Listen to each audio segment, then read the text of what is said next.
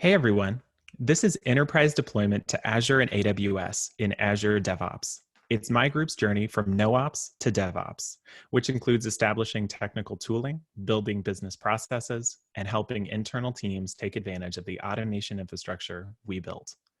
It's our story of making mistakes, forming communities, and empowering our developers to iterate faster than ever before. I'm Kyler Middleton. I'm currently a DevOps and network engineer. 2 years ago, I hadn't even heard of CloudFormation or Terraform. This is my DevOps trial by fire. Like everyone watching this recording, I witnessed what was happening to the global IT infrastructure field over the past few years. Physical data centers were shutting down, workloads were moving to something ominous called the cloud, and automation tools were springing up left and right.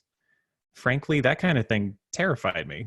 I could hold my own with bidirectional route redistribution on a Cisco router and configure an AnyConnect VPN on an ASA, but programming, I could hello world and bash, and that was about it.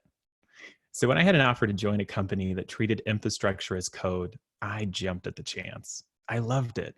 6 months in, I was taking every opportunity I could to solve problems with DevOps tooling. I was slow, I needed a lot of hand-holding, but I was making progress. The company was successful with a single large product, a SaaS application for healthcare professionals to store and manage medical data. Everything was built on top of AWS.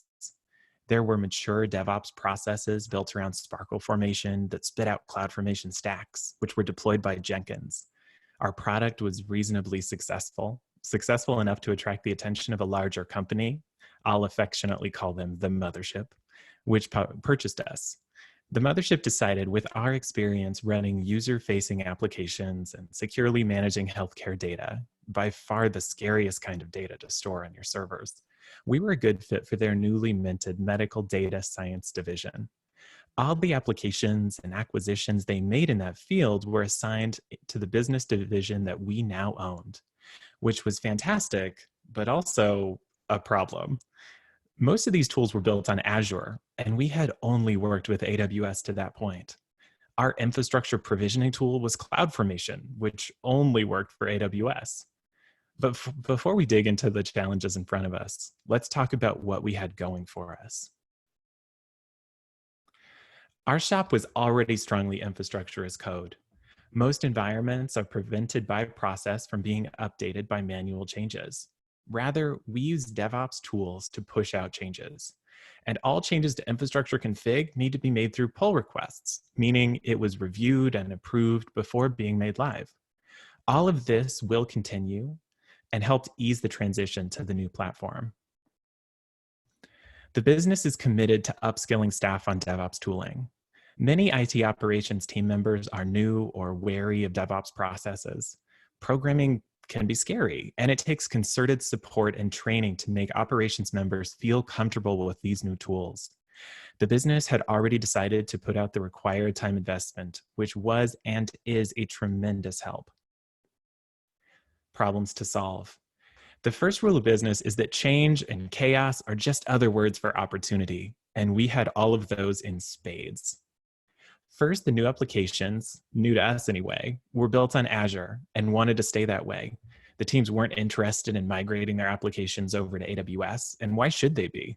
It's far less time consuming to train an ops team on a new cloud provider than rebuild an entire application for another provider. So it was time for us to learn Azure, and we needed to know it yesterday. In the past, we were operating exclusively within AWS, and our tooling reflected that. We exclusively use SparkleFormation and CloudFormation provisioning tooling that only supports AWS. So not only did our skills need an update, our tooling did too. We needed to select an infrastructure provisioning tool that would support not only Azure, but AWS and other clouds as well, so we wouldn't have this problem in a year or two, when the next major cloud needs to be supported. Our previous CICD was Jenkins, but that Jenkins was exclusively owned by the single product company's DevOps group. We had the option to build our own Jenkins servers, but we didn't have anyone on our team with strong DevOps skills. So we had the additional opportunity to look around for a new CI/CD platform. If we're going to learn it from the ground up anyway, let's find the new hotness. Since we deal with so much healthcare data, we had to be 100% absolutely sure that data was protected. The default builders for most SaaS CICDs is to execute the code in an ephemeral builder hosted in the cloud. It's hard to make sure that our very sensitive data would remain secure, and we needed to. Within our new CICD, we needed to build pipelines that could be understood by the group which could run our new tooling to deploy resources. It needed to be integrated into a repo accessible by the group and store configuration there. The DevOps groups I mentioned earlier were exclusively assigned to one of the products and didn't have cycles to help us build this Greenfield deployment. This is stated as a problem because we were on our own, but it was also a tremendous opportunity. How many engineers get the opportunity to design and build a complete CI/CD and DevOps pipeline themselves? Let's do this. Scaling up on Azure Cloud was by far the easiest problem to solve here. We hired an expert. That architect has been fantastic and resolved this major concern. 1 down, 5 to go. Terraform. This is a HashiTalks talk, so you can imagine where this is going. This was the first decision we made. We selected our tooling. Over the last few years, HashiCorp's Terraform has dominated the market for infrastructure provisioning. It has several key strengths that drew us to it. Firstly, the open source nature of the tool. We're a highly open source centric company, so the ability to contribute to the source code, troubleshoot our problems within a community, and maybe even contribute back to the tooling to add features we needed was and is a huge draw for us. Free, as in beer and speech. It was important to us that the tool was free. This goes beyond the amount of dollars we'd need to pay out in order to buy a tool. When a product is expensive, it limits the ability for the community to interface with it, get interested in it, and contribute to it. Free means a worldwide community of developers could get exposed. Broad support for providers, particularly cloud providers, is an absolute requirement for us. The ability to support more providers in the future and the rapid pace of innovation and provider involvement makes this a very exciting tool. Weaknesses. Like any tool, Terraform is not without its weaknesses. Terraform requires a remote state file that must be managed. This gives it some powerful attributes, like tracking a remote state of resources, but means we need to support a way to store the file and support secure remote access to it from our ephemeral CI/CD builder machines, which is a good segue into the next weakness. The remote state file contains many clear text secrets. Terraform is working on this feature, but the current state of the art is that if you encrypt your state file, you're doing it yourself in a custom solution. This makes it critical to protect and secure this remote state file. It contains the keys to the castle. Now that we've picked a tool, we need to run it from somewhere. Azure DevOps. Because Terraform requires a remote state file to be accessed by all users, and we wanted any of our half-dozen development teams to be able to access the configuration and execute Terraform from anywhere, we knew we needed a CI/CD. We considered deploying a self-hosted Jenkins into one of our own accounts, but our needs weren't and aren't simple. We have a half-dozen teams working concurrently on the same infrastructure, deploying applications to different environments and somehow tying it all back to the same network so all access is internal and secure. We need separation of application code, but not environment Terraform code. Permissions would be complex and multi-layered, and we need approval by different groups for different pipelines. After deciding it would take us about 4 years to build something workable in-house, we decided to hire out. We tested out a ton of other CI/CDs to see how they compare, and we haven't seen any that fit our needs so well. HashiCorp Enterprise runs Terraform in an incredibly simple way, but can't run other programming languages. If you need to compile .NET or run a PowerShell PostScript, you're out of luck, or messing around with a webhook to another CI/CD. GitHub Actions didn't support the complex pipeline approvals we'd require. Travis CI didn't have team segmentation in a workable way. Azure DevOps, you'll hear me call this ADO frequently during this talk, has a good reputation as an enterprise CI/CD platform, and on paper seemed to fit our requirements, so we dove in and haven't looked back. All in all, the cost of the service is entirely reasonable, particularly for the excellent enterprise feature set. One feature that we require, since our applications sometimes deal with healthcare data, is keeping all execution and processing of data within BAA approved and locked down infrastructure. By which I mean to say, we wanted to configure complex pipelines on ADO, but all application builds and data processing needs to happen on hosts that we control. So let's talk about that. By the way, the picture on this slide I took from an official Microsoft blog, because building a CICD is like launching a rocket while brewing some type of potion, while constructing a tree out of rings or something. We have a home for our pipeline configuration and orchestration. We don't have anything configured yet, but at least we know where we'll be configuring it at. Next, we need to register builders to our orchestrator that will execute code in a highly secure way. Azure DevOps is a centralized orchestrator for all pipelines and workloads. All configuration of pipelines happens here, regardless of where the workload is executed, be it a Microsoft-hosted builder or a self-hosted local Linux or Windows builder. As I mentioned earlier, ADO's default for running and executing code is Microsoft ephemeral servers hosted by Microsoft themselves. Our InfoSec team made a compelling point. What if some healthcare data passed through these machines, something went wrong, and the data was exposed to another user of ADO's ephemeral builders? For the low fee of running our own builders, we could avoid the possibility of that ever happening. Terraform can execute on any type of host for which a binary exists, which gives us a choice of what type of host we'd like to run it on. I respect the hold Windows has in the consumer market, but my heart will always run on Nix. So we deployed Linux builders within every AWS account to execute Terraform plan and applies. For Azure, we had no such security concerns. We wanted to offer both a Windows-based cluster that could natively compile .NET or run PowerShell natively, as well as Linux clusters that are license-free and natively support Linux tooling. Because there would be many more of these hosts, handling all workloads requires a lot more horsepower than the infrequent Terraform planning and applying of the AWS hosts. We went with the more sophisticated solution of Azure scale sets. Scale sets in Azure lingo are hosts built upon a shared golden image that are spun up dynamically based on configuration or schedule. On a regular basis, which can be quite frequently if you'd like, we build a new image based on updated operating system patches and updated tooling versions. A few hosts are deployed as canaries, and we watch their error rates to execute code. If issues are identified, changes are rolled back. If error rates remain low, all hosts are migrated to the new image. Authentication in Azure.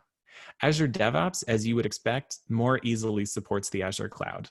Azure DevOps supports registration of service connections, which can either be manually built or via an automated wizard built into ADO. Permissions can be assigned globally, by subscription, AWS users would call this an account, by resource group, or to individual resources. These service connections link to service principals, which are a fancy name for service accounts, machine-focused resource accounts in Azure that are assigned permissions. If this sounds complex, it's really not. Despite the inherent complexities of running an enterprise-scale permission scheme, Azure handles it remarkably well. Compare that to AWS, which is a complex and often unwieldy system that's been in the news recently for facilitating security vulnerabilities. Authenticating in AWS. As you might expect, Azure DevOps doesn't handhold you through AWS authorization like it does for Azure. We played around with several add-on modules for ADO that grant the ability to authenticate to AWS accounts, but all were too inflexible for our use case. The only way we could find to authorize AWS from outside the accounts was to use static IAM credentials. When we explained the basically limitless permissions we'd be providing to Terraform, and also that we'd be using static credentials, the InfoSec team just laughed and laughed. Definitely a no-go. We played around with IAM and found a neat and much more highly secure method of authenticating. We spin up a Linux builder host within the AWS account we want to manage. The EC2 is assigned an IAM role that has basically no permissions. This is illustrated on screen by the Joker hat on our EC2 instance. The only permission we grant is the ability to assume a higher IAM role when required. Most of the time, however, this EC2 instance has a very limited permission set. This is a carefully thought out security measure in case this host is somehow compromised. When Terraform runs, the AWS provider block instructs it to assume an IAM role. It engages the STS service, the security token service, and assumes an administrative IAM role. It's good to be the king. While the Terraform action is running, the EC2 instance has the ability to do just about anything within the account. As soon as the Terraform run is complete, however, the IAM role is released. the EC2 instance returns to being just a joker. All of this is done via Terraform natively, which is super cool.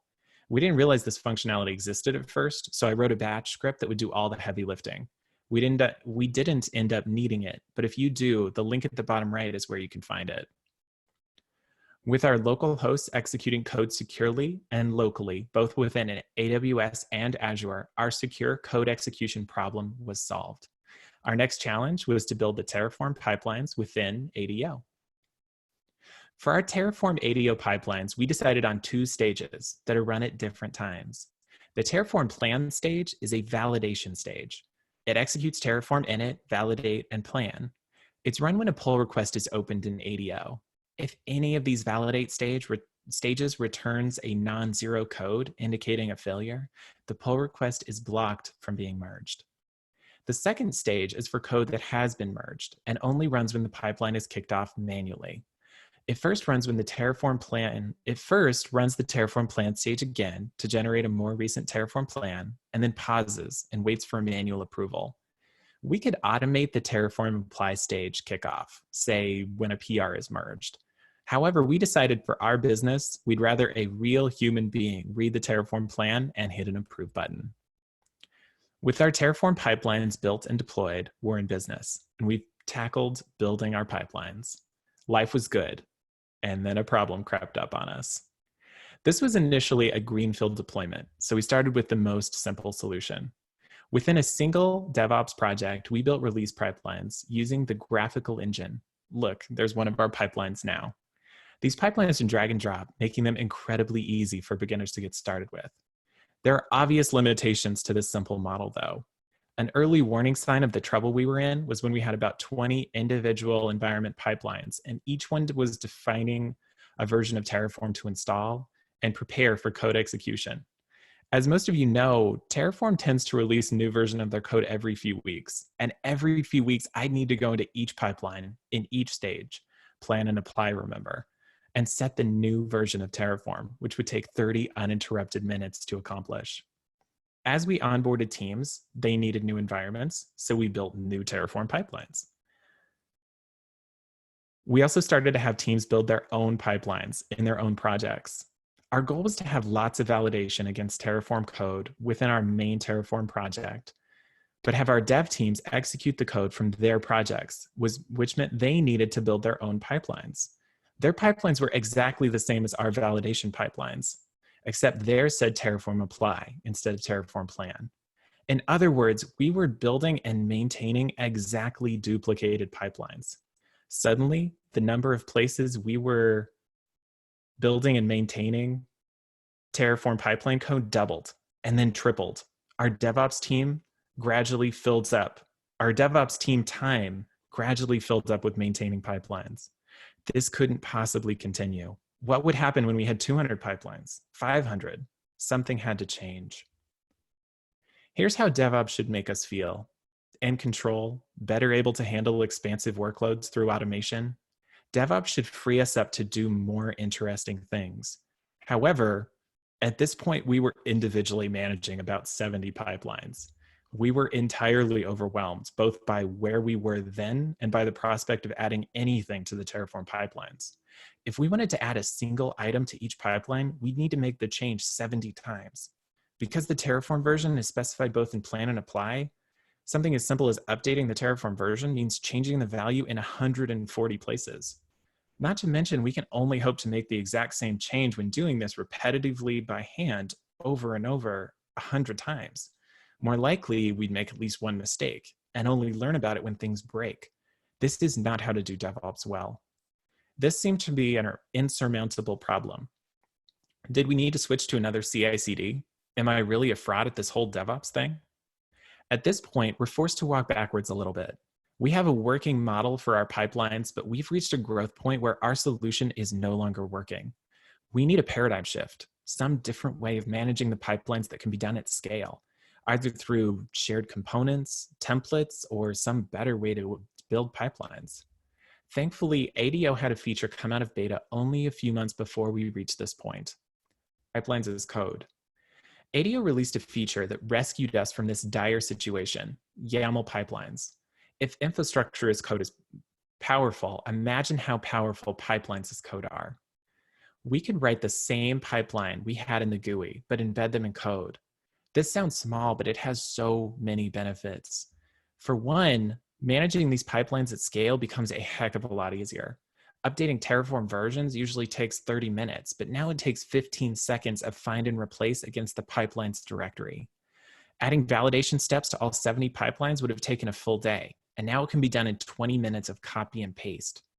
Also, every change to the pipelines needs to go through a peer approval process in a pull request, making the chance of a bad change dramatically less. At this point, I'm jumping up and down from excitement. And then we found another benefit to these code-based pipelines. Remember when I said we were building nearly the exact same pipelines in multiple projects? We found that the YAML that defined pipelines can be referenced between projects, letting us build a single pipeline definition file, then reference it from both places.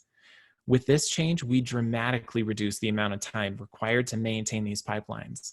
We have time to build cool things again, and we have some time for the zen that DevOps should make us feel. Thank goodness we were able to solve that problem. YAML management of pipelines cleared our roadblock and permitted us to keep growing. There will certainly be other growth-related problems in the future, but for now, we were able to move forward from putting out fires and into adding cool new things to improve the quality of our code through validation. Terraform as a tool is amazing. It can translate text config into API calls for thousands of providers.